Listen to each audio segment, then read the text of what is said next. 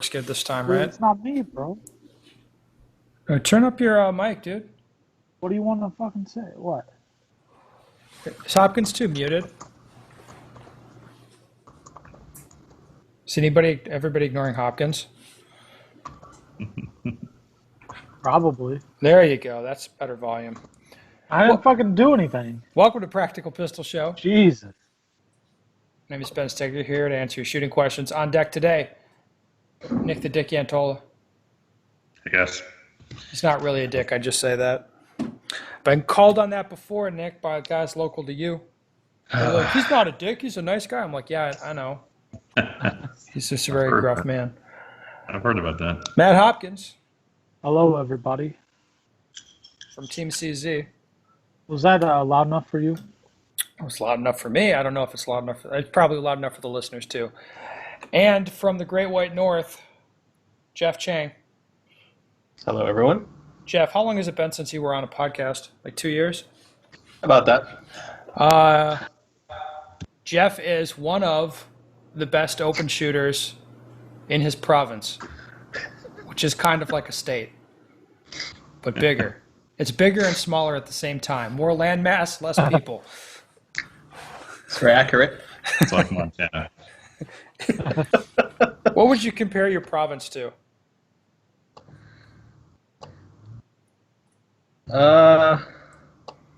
Wisconsin? No, I'd say it's Texas with more snow. You guys Yeah, have, that's accurate. yeah, it's Texas with snow. Like there's not a whole lot of snow going on in Texas occasionally, but not really.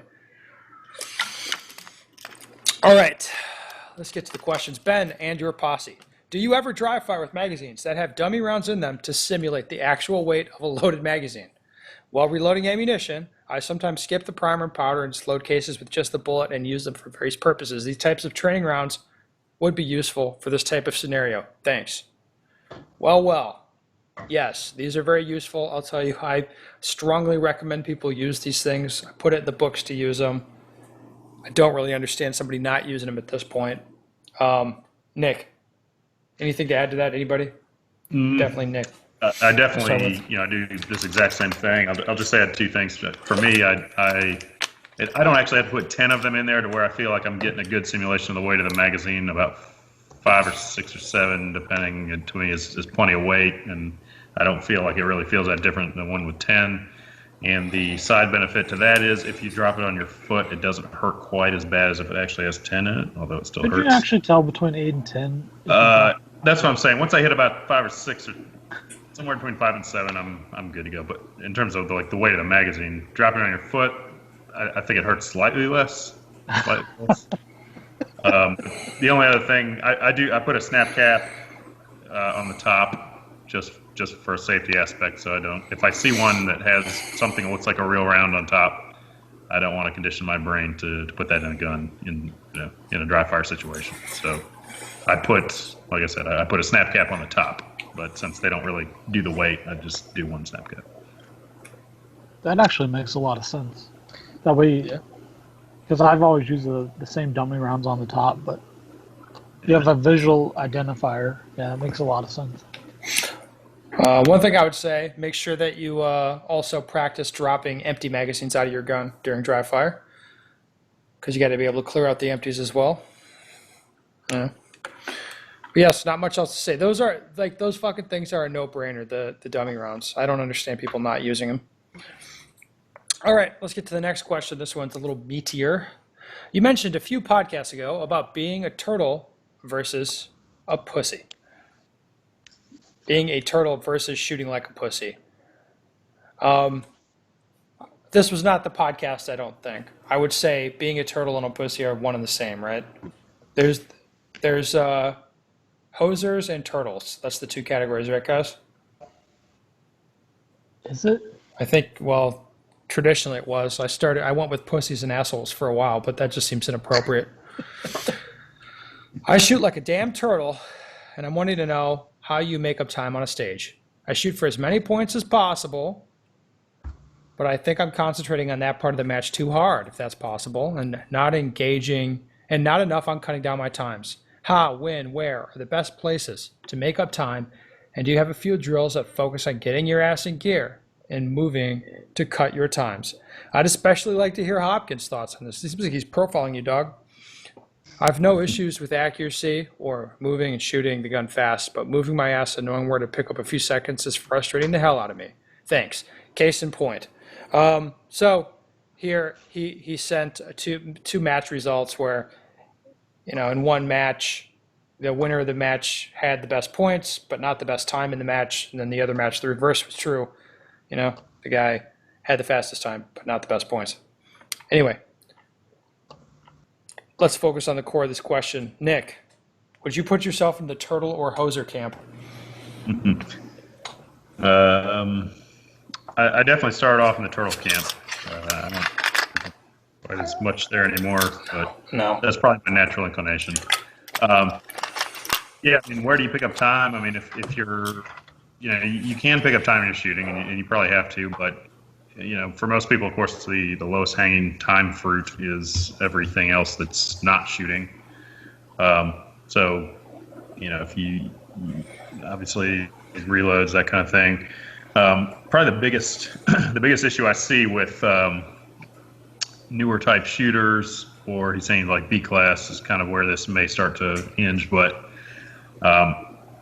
to me, I think with a lot of people, it's a mental thing that when they're not thinking about doing the next thing fast enough, or let me rephrase, they're not automatically programmed in their mind to immediately start doing the next thing after they stop shooting. So, a lot of shooters you'll see, they break the last shot in a position. They're spending that little fraction of a second, either looking for the hit or thinking about what I'm going to do next. And, it may not look like that much in any one position, but that stuff adds up. It adds up throughout the course of a stage. So, to me, the biggest thing there is just really focus on, in your mental prep and walkthrough or whatever, be deliberate in your thoughts about what you're doing. So, I'm shooting these targets in this order, and then I'm moving. And I'm moving right then. Like, I'm breaking the shot and going. Like, right now. I think just ingraining that idea into the lower class newer type shooters is something that needs to be done or focused on by a lot of people. So, Yeah, that's a good place to pick up time. We need to talk to a hoser. We only really have one here, unfortunately. Jeff, you're a hose machine, right? Tell the truth. Very much so, yes. Yeah. So if you guys haven't shot with Jeff, he shoots like fucking crazy. I've seen some Like- videos. that's open shooter, right? Yeah. What do they do? Yes, open 10, which is retarded, but those Canadians love that shit. All right, Jeff. So when this guy's put Redding in a question about like how do I go faster from spot to spot, that is not something you can relate to, is it? Not really. No. These are things I just do without thinking about. Yes. So this is good. What he does without thinking about hitting the targets. This is where I'd ask a guy like you with your mentality, when you're at club matches, especially, and you're watching lower level guys shoot, where are the obvious places you see them that they could be picking up time? Leaving as soon as a shot breaks and they can confirm from calling a shot that's on target. Really, your lean is starting as soon as that shot goes. So Yeah. that shot goes, you're moving already. As you get to the next bank of targets, having a gun posted up, ready to go, aiming at a target, and as soon as the target comes in sight, you pull the trigger. And there's one other thing I think you do that's kind of, it sounds obvious, but a lot of people don't do it, is you actually run as fast as you can, spot That's by it, spot. yeah. Like a lot That's of people don't do that. It's actually kind of amazing to watch how many people do not do full power, full speed, maximum effort movements from one spot to the next. A lot of Yep. people don't do that. So as part of training, really just have the gun out and run with the gun. Be comfortable with moving with the gun and holding gun in a way that doesn't get in the way of your running, and work on things like that. Yeah, I like it. Hopkins, what do you got to add to this? So his direct question to me was, how do you cut down time? Well, he looks at you, and Hopkins, I should tell you, you're a hero to many people. They look at them, they're like, here's this guy, does pretty well. Not exactly, not exactly the fastest guy, You know, if we're not on a shooting range, he's not the fastest. Well, But somehow you it's lay down just- fast times. It's so confusing to people. it's just like Nick said. It's like cutting the time out when you're not doing the shooting. So like you're leaving position as soon as you have to, or whatever. You're compressing that time where you're not actually shooting, and you're having your gun up ready to be shooting in the next position when you're there. It's like you're just shaving like every single little step off of it, and that adds up. Well, here's It's a good not way. like seconds at a time. It's like you're doing a tenth in everything. Yeah, here's a good way to think about it. So when a lot of people learn to draw fast, so they train, you know, whip the gun out of the holster fast, get the sights on target fast. And, you know, it's an easy thing to train on because you can use a par timer and, you know, keep pressing the time down, things like that. That's an easy thing to get good at. You can do that sort of training in every aspect to your shooting. You know, you're in one position and then timer goes, you need to move to the next position and get that shot on the next target, or transitioning from one target to the next without delay and having that sense of urgency to get to the next thing. Yeah, that's kind of what we're talking about here. Is that fair to say?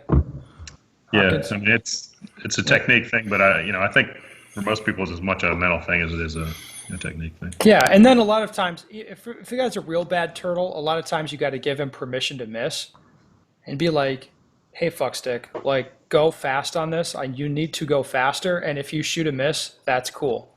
Like I get it, but you got to push, because you're not getting any better." All right, this next question's for me. I think maybe Hopkins has done some classes. Jeff has been in classes. Nick, you've done some private training, haven't you?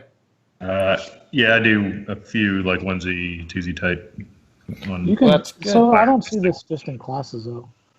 I think if you're seeing a shooter shoot, you can tell where there's some talent anyway. Fair enough. Do you see any potential talent while conducting the classes you hold? If so, do you give them motivation to continue on their path? And I'll say for me, yes, I do occasionally see serious talent in classes I do. But here's the part that, I mean, and yeah, of course I encourage them and I'm like, hey, you keep cracking on this, you keep doing this thing, you keep training like this, you're going to be really good. But I'll say this, like the talent part is not really that critical. Most guys with talent will never really develop it properly. Let me think of an example sitting here. Jeff, good example. Very talented. So if I have had Jeff in classes, I'm like, this is a talented guy. One of the best shooters in your area. Yes, Jeff? Sure. Without working, it's like your face is turning red now. You don't like this, do you, Jeff? And the fact is, like, if Jeff worked 10 times harder than he works right now, he would be 10% better. That's a pretty fair characterization of those numbers, right? Yeah, I'd say so. Yeah. So, I mean, trying to sell the guy on like, hey, right now you shoot a little bit, you train a little bit. If you did way more work, you'd be, you know, instead of doing pretty well at big matches, you'd be in contention to win them. I can have that talk with people, but it's up to them if they want to, you know, do the work to do it. Talent is not something I think that I have a lot of, but I'm willing to do the work. Yeah. What do you think, Nick? Yeah, I mean, I've worked with a couple guys locally that I do believe, you know, have the fundamental talent to go as far as they want to go, and I've told them that. I don't tell that to everybody. So yeah, I mean, I think different people have some natural talent level differentials. I don't think it's the biggest factor in how you perform, but I think it is a factor. Yeah, Like it definitely you is. said, doing the work is obviously by far the much bigger piece. Yeah. What do you think, Hopkins? I mean, I don't know. I don't think I'm very talented at this. I kind of just did it and worked at it really hard. So, but I think you can see people like not just in classes, but if you can see them like at a local match or whatever, some new guy comes out. He obviously has more skills and or takes it to it a lot faster than normal. Yeah. Like, yeah, you should encourage that and talk to him and maybe like help him out about that stuff. I have no problem with that. I do it sometimes. Yeah, you should. You say, hey, you're, you know, you could really be something at this if you wanted to be. Yeah, But- and it is a personal decision. It's like that guy probably knows that he could be good too, and it'd take 20, 30 hours a week to do that. And like, if he Yeah. doesn't want to dedicate that, You're going to treat this There's no like way a he's gonna second get it. job, right? yeah, exactly. Yeah, If you want to be that serious about it, it's a second job, and then you'll get a plaque that nobody will really give a shit about at the end of the day. Like that's the dream, you know. Like yeah, you'll get something, and yeah, people won't care. You could go win nationals, and people would be like, you know, but yeah, if this guy's gun hadn't jammed, he'd have won. So whatever, fuck this guy. You know, or whatever. I mean, if you're really convincing you got to win it, 3 or 4 times, and people start getting paying attention. All right. Well, that's all I got to say about it. Gentlemen, anything to add? Of course No, not. not really. Yeah, this is great. Thank you for coming on, gentlemen. Especially Jeff. You're laughing your ass off, Jeff. It's good to have you. We should have you on more because you're funny. He's going to increase his practice regimen by tenfold after this. Yeah, dude, 10% better, just 10 times the work. That's a pretty good trade, right? Yeah, sounds perfect. A Yes. second job that costs a lot of money. Yeah, you're not going to make money doing it. No, that's not going to happen. All right, Nick, thank you for being here. Also, Matt. Listeners, if you have a question you'd like the answer to, go to bensaker.com. Send me your questions because we'd love to address them on the air. All right.